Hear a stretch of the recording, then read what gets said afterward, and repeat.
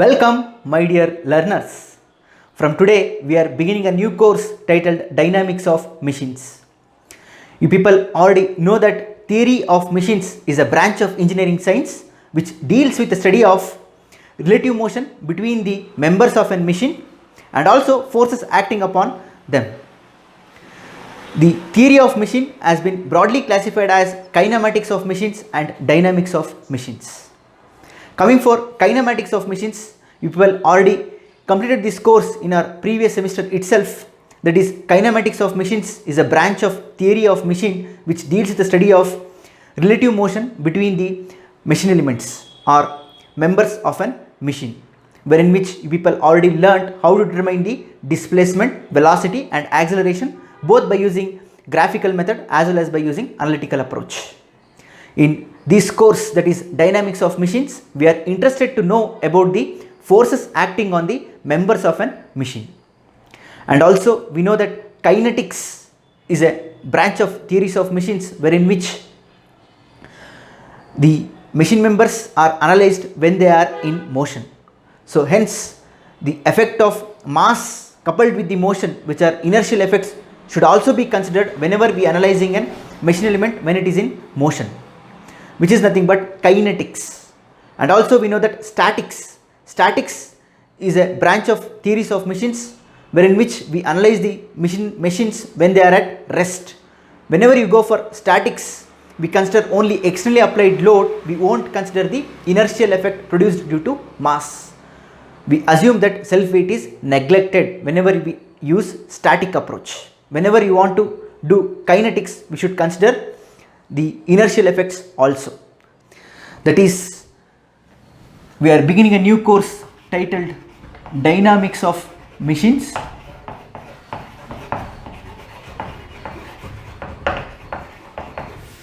Which is a branch of theory of machine. So people know that theory of machines is a branch of engineering science which deals with the study of relative motion between the members of a machine and also forces acting upon them, which is broadly classified as kinematics and dynamics. So kinematics is a branch of theory of machine which deals with the study of relative motion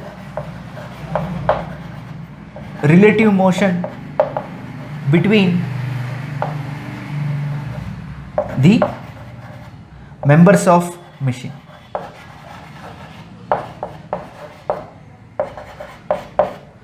So here we are interested to know the displacement,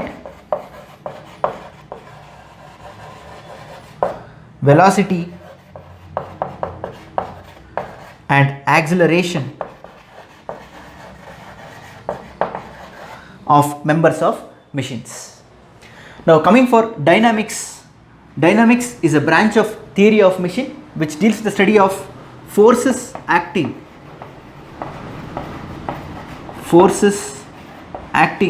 on members of machines,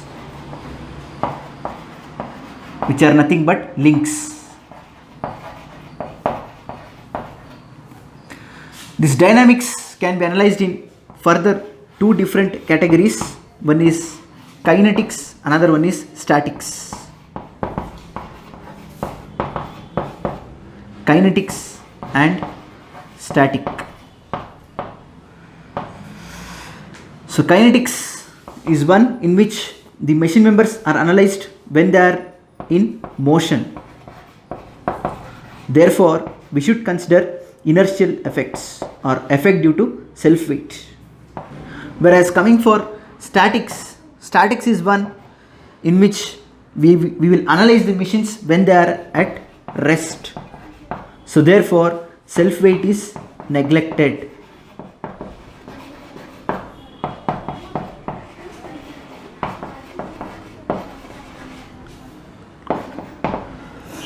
So in case of statics, we will analyze the machines when they are at rest.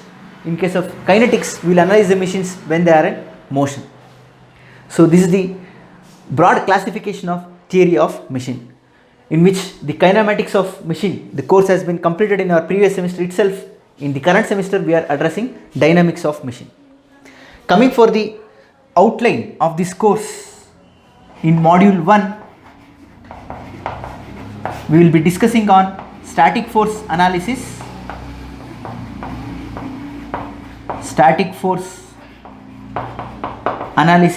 and also dynamic force analysis.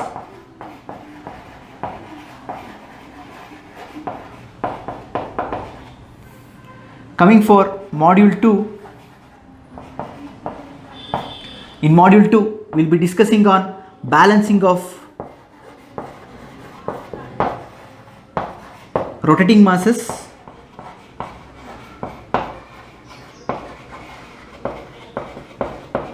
and balancing of reciprocating masses.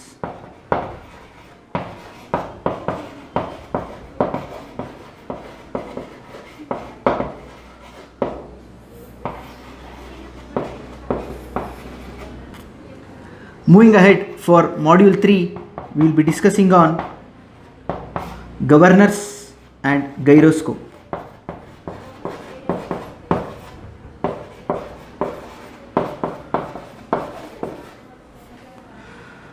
Next, in module 4, we will be discussing on free vibration,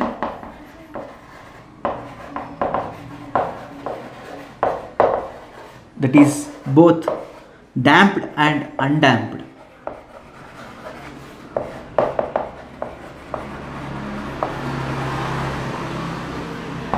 And in the final module, that is in module 5, we will be discussing on forced vibration.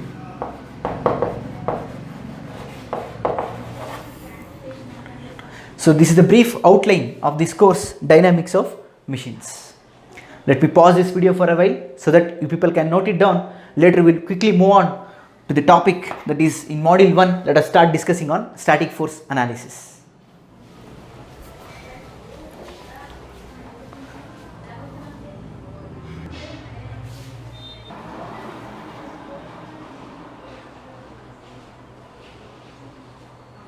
Now moving ahead, for static force analysis, in module 1 we are heading to discuss static force analysis.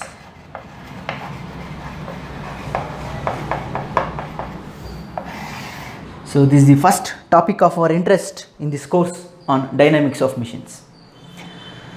If we consider the machines, in case of all types of machines, the force will be transmitted from one component to another component. For example, from pulley to belt, or from belt to pulley, or from gear to shaft, like this.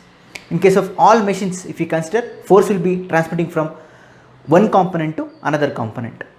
So therefore, we should know both direction as well as magnitude of force that is going to transmit. This helps us in sizing of the machine to withstand the producing stresses. So therefore, study of direction and magnitude of forces acting on each element of an machine is very important for sizing the machine. Now coming for analysis of the forces, if I consider only the externally applied forces and neglect the inertial force, that is force developed due to self weight, then it is termed as static force analysis. If I consider the self weight into account, then it is termed as dynamic force analysis, which we will be discussing on next unit. So in this unit, we are interested only to analyze the externally applied force and we are neglecting the self weight. So therefore, in static force analysis, we are neglecting the self weight. So self weight of each link is neglected. Self weight is neglected. So therefore, we are not considering the inertial effects in static force analysis. Now coming for forces, there are two types of forces. One is constrained force, another one is applied force. Coming for forces, we have two types of forces. One is constrained force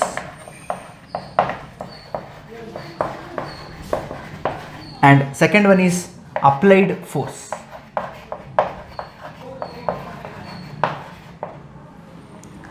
Coming for constraint forces. What are these constraint forces? A pair of action or reaction force which will constrain two connected bodies to behave in a particular manner. Depending on the type of connection between them is termed as constraint force. What I mean to say is that if I consider a crank is connected to a fixed link.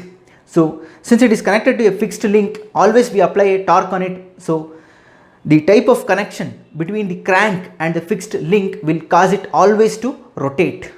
So crank will always rotate. Whereas in case of slider is also connected to fixed link. So depending on the type of connection, slider will always reciprocate. Hence, a pair of action or reaction force acting on two connected bodies will constrain it to behave in a particular manner depending on the type of connection is termed as constrained forces. Next, coming from applied forces, these are the forces which are externally applied to the machine element. It can be externally applied force or it can be externally applied torque. Now moving for the next topic, that is static equilibrium. This is very important for us in order to conduct static force analysis. What is the meaning of static equilibrium? A body is said to be in static equilibrium if it is at a state of rest or if it is at a state of motion.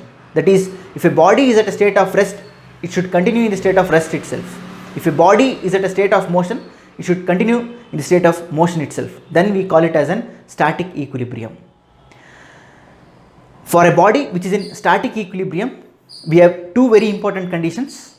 Every body which is at a static equilibrium will exhibit these two cases or satisfy these two cases. That is, the vectorial sum of all the forces acting on the body should be equal to 0, and also the moment taken arbitrarily at any point should be equal to 0. That is, moving for static equilibrium case, moving for static equilibrium, a body is said to be in static equilibrium if it is at a state of rest or it is at a state of motion. Every body which is at a static equilibrium will exhibit or satisfy two conditions. That is, first one, the vectorial sum of all the forces acting on the body should be equal to 0, and the second condition is that the sum of moment taken arbitrarily at any point should be equal to 0.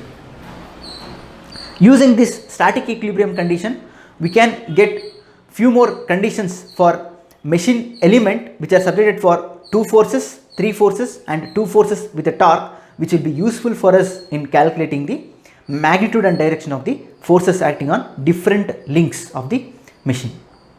So therefore, let us extend the static equilibrium condition for 3 different cases which are predominantly dealt in this static force analysis unit. That is, what is the condition for static equilibrium for an 2-force member? Next, coming for equilibrium condition for 2-force member. Equilibrium condition for 2-force member. Coming for equilibrium condition for 2-force member, if I consider an object acted upon by 2 forces, then these 2 forces should be equal in magnitude, opposite in direction, but the line of action should remain same. Let us consider a body acted upon by force F1 and F2. Then this is known as line of action.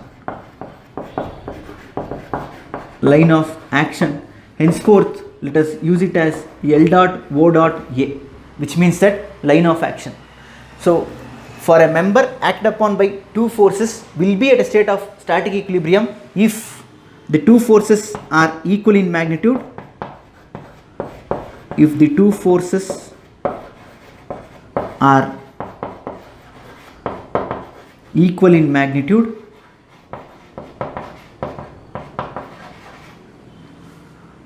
and opposite in direction,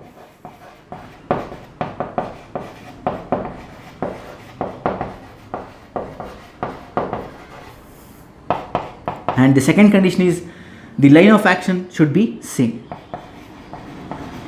The line of action of these two forces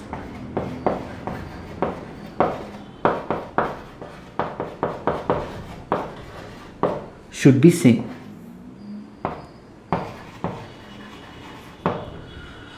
So the line of action of both the forces should be same. They should be equal in magnitude and opposite in direction. If these three conditions are satisfied, then the body acted upon by two forces will be in the state of static equilibrium. So similarly, if I move for equilibrium condition for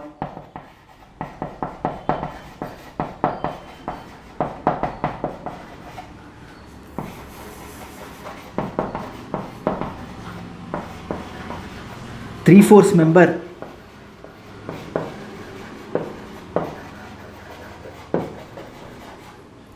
moving ahead for equilibrium condition for three-force member, let us consider a body acted upon by three forces.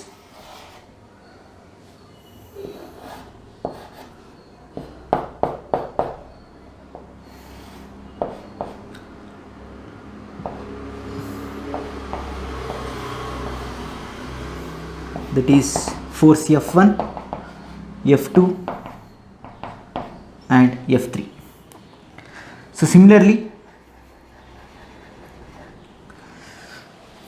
I can consider another body acted upon by three forces like this: F1, F2 and F3. This will not be in static equilibrium, whereas this will be in static equilibrium. I will tell you why. For a body acted upon by three forces, the body is said to be in static equilibrium if all these three forces will meet at a common point called point of concurrency. So if you carefully observe, these three forces F1, F2 and F3 are meeting at a common point.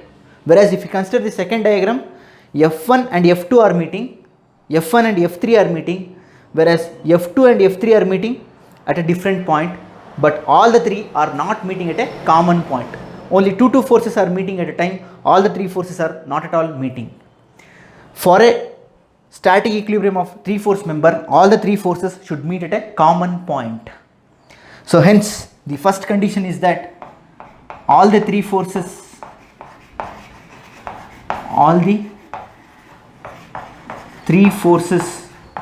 should meet at a common point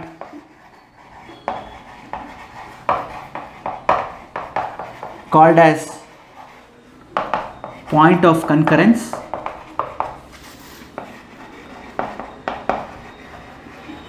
Point of concurrency, and we know that the vectorial sum of these three should be equal to 0. That is an analytical answer. How to prove it graphically? Graphically we can state that the vectorial sum of these three forces are 0 if they form a closed polygon. So therefore, for a graphical method, these three forces should form a closed polygon. So how many forces have? F1, F2 and F3. So therefore this will form three sides, hence we should get a triangle. So therefore these three forces should form a closed polygon like this. If this is F2 and this is F3, and F1 will become the closing side. Like this it should form a closed polygon. The three forces should form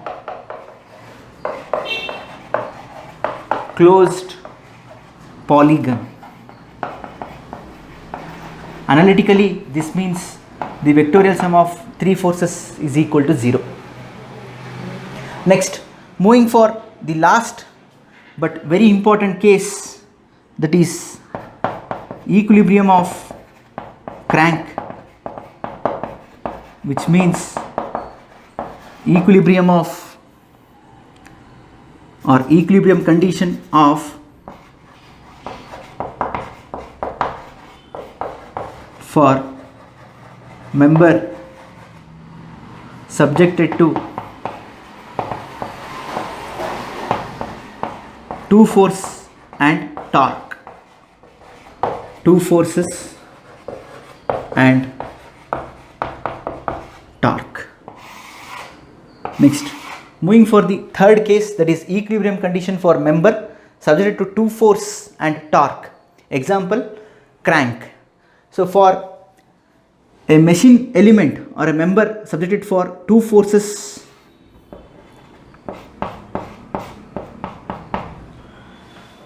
in addition with a torque, let us say torque as T, the equilibrium condition will be the two forces F1 and F2 should be equal in magnitude, opposite in direction, parallel to each other,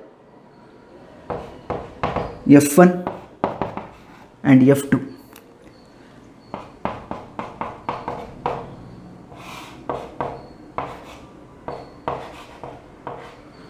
So consider, let us say this as link 2, which is acted upon by two forces and a torque. For static equilibrium, the two forces should be equal in magnitude. Two forces should be equal in magnitude, opposite in direction,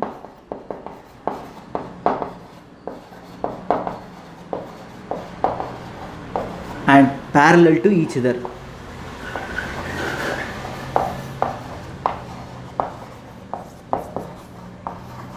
Whereas in case of a member subjected only for two forces, the line of action is same.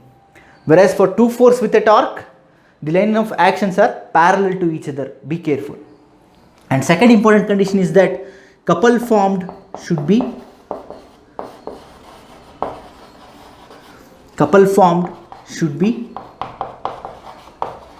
equal in magnitude,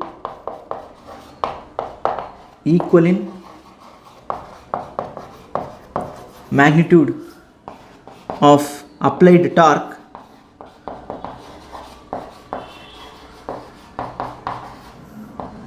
but in opposite sense of rotation. What does it mean? If I apply a torque in clockwise sense, the couple formed should be of same magnitude as torque but should be in counterclockwise direction. So what is the formula for couple? So couple will be equal to F1 into H.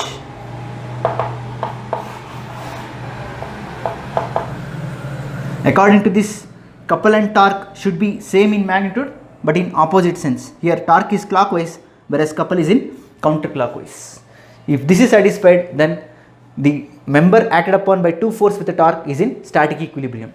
These three cases are very, very important to solve numerical problems on static force analysis.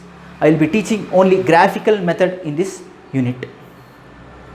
So with this very brief introduction to dynamics of machines and static force analysis, let me continue the numerical problems in our next lecture. In today's lecture, we have studied what is the meaning of theory of machine, the two broad classification of theory of machine, that is kinematics of machine and dynamics of machine, whereas dynamics of machine is further classified into kinetics and statics, and I explained the brief outline of this course, and later I took the first unit, that is static force analysis, under which I explained what is the meaning of static force analysis. Static force analysis is the analysis of forces on a machine by considering only externally applied force, and the self weight of each link is neglected. And we have two types of forces, one is constraint force and externally applied force. Then we have studied static equilibrium and the most important concept, that is static equilibrium condition for various cases, that is member with two force, member with three force, and member with two force with a torque. With this I conclude this lecture. In our next lecture I will start solving numerical problems. That's all from this lecture. Thank you all.